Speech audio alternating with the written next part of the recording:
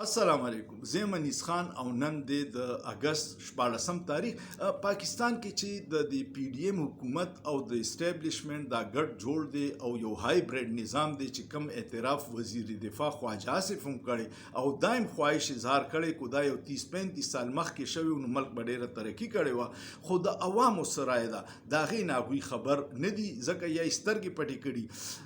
ته چې څومره ظلم وکړې د عوام هر حق ختمولو دپاره قانون سازی وکړي 26وي ترمیم وکړي پیکا ایکټ وکړي بله ورځ د دهشتګردۍ ایکټ کې ترمیم کړی چې هر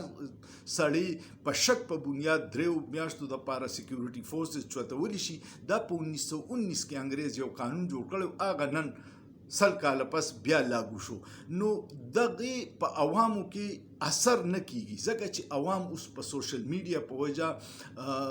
ته به په نیشنل میډیا په اربونو روپۍ پروپیګنډو کې ځکه چې 11 اربې په دې کال کې حکومت پروپیګنډې له ورکړي دي د خپل صفتونو او د مخالفین بېعزتۍ دپاره خو هغې څه اثر نه دی ځکه چې عوام کې دا شعور راغلی چې دا ملک د چا د لاسه تباه دی هغه نااهل خلک چې مسترد شوي وو درې پیرې حکومتونه کړي شریف خاندان او زرداري خاندان او اسټابلیشمنټ بیا د الیکشن کمیشن په سہولتکارۍ په جعلي طریقې سره هغوی په مسلط کړي نو دا عوام نه دی اکسپټ کړی او اوس چې ته عام سیاسي ورکرانو باندې د دهشتګردۍ اف آی آر کې او په یو کس باندې 50 اف آی آر وکړي نو د فرسوده نظام نه د خلکو نفرت کې اضافه وشي او د هغې اظهار په مختلف سروېګانو کې دا اوس ریپبلک پالیسي یو سروې کړې ده په لاهور کې د جولای دا مسلم لیگ نون وی چې زمونږ ګړ دی مریم نواز بیبي ایربونو روپۍ اشتهارونه په میډیا او په ټیک ټاک او ارینج کوي فنکشنز او پای کې کمپرومایز خلک راشي چې ما اپریشن پرېښودو رالم او سب دیما کوي خو ګراوند صورتحال په دې سروې کې راغلی دی په هغې کې دا ده چې یو تپوس یې کړی چې آیا د تیر الیکشن ریګو دی کې داندلی شوې ده نو حیرت انگیز طور پر د لاهور 87% خلک وایي چې دا مکمل داندلی زده الیکشن په دې کې باقي 13% کې 8% خلک وایي چې موږ ته پته نشته او 5% خلک صرف وایي چې نه الیکشن صحیح شوی نو اندازه وکړه چې څومره تا الیکشن کمیشن کنټرول عدلیه کنټرول پارلیمنت کنټرول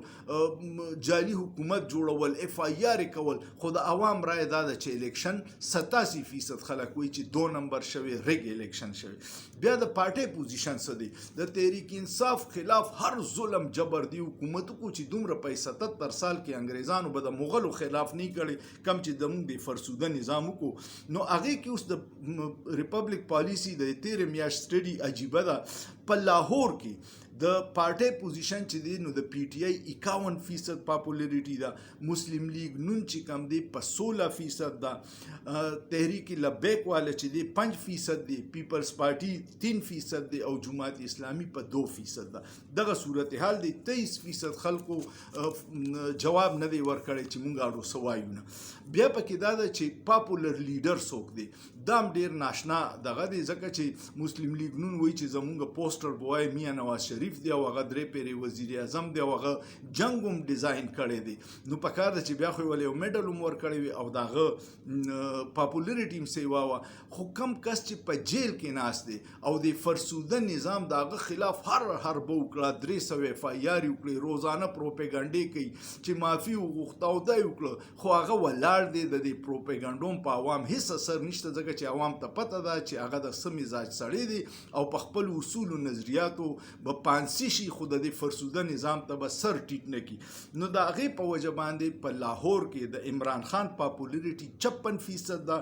میاں نواز شریف صاحب په 100% دی سعد رضوي صاحب چې دی د تحریک لبیک والا مشر 3% دی حافظ نعیم 3% دی بلاول زرداری حافظ نعیم 2% دی د جماعت اسلامی بلاول زرداری 2% دی او 16% کسانو په دې رای کې اظهار نه کړی لکه دا ټول نواز شریف چې 3 پیرې پاپولریټي کې بیا هم د عمران خان نه کمه ده. عمران خان 56%، نواز شریف 17%. نو دا فرسوده نظام له سوچ پکار دی چې د عوامو رای احترام سو پورې نه کړي، نه دا ملک مخکې ځي نه دا ملک ترقي کوي، ځکه چې جعلي کسانو سره نه د عوامو د مسلو حل شته او نه هغوی د عوامو د مسلو د حل کوشش کوي، ځکه یې ته پته چې بکسې به راله بیا